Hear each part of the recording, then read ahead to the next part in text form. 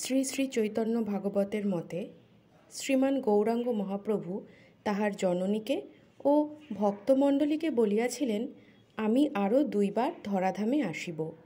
শ্রী গৌরাঙ্গ প্রভু সন্ন্যাস গ্রহণ করিয়া গৃহত্যাগ করিলে এই নিদারুণ সংবাদ প্রচার হইবার সঙ্গে সঙ্গেই চারিদিকে ভক্ত ও আশ্রিতগণ করুণ বিরহজনিত ক্রন্দনের রোল উঠাইলেন। তখন মহাপ্রভু সকলকে আশ্বস্ত করিয়া প্রবোধ বাক্যছলে তাহার ভবিষ্যৎ অবতারের ভবিষ্যৎবাণী করিলেন, যথা শ্রীচৈতন্য ভাগবত মধ্যখণ্ড 16 অধ্যায়।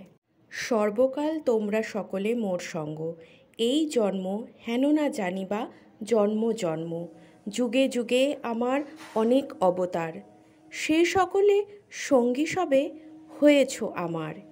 এই মতো আরও আছে 2 অবতার, কীর্তন আনন্দরূপ হইবে আমার। তাহাতেও তুমি সব এই মতো রঙ্গে কীর্তন করিয়া মহাসুখে আমার সঙ্গে, লোক শিক্ষা নিমিত্ত সে আমার সন্ন্যাস। এতেক তোমরা সব চিন্তা করো নাশ। প্রভু দেখি জননীর জীবন না রহে, নিভৃতে বসিয়া কিছু গপ্প কথা কহে। প্রভু বলে, মাতা তুমি স্থির করো মন, শুনো যত জন্ম আমি তোমার নন্দন। তুমি সেই দৈবকী, তোমার পুত্র আমি, তথায় ত আমার তুমি আছিলা জননী। আরও 2 জন্ম এই সংকীর্তনারম্ভে, হইব তোমার পুত্র আমি অবিলম্বে।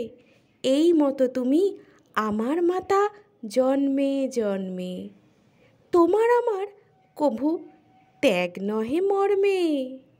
আমায় এইসব কহিলাম কথা, আর তুমি মনোদুঃখ না করো সর্বথা।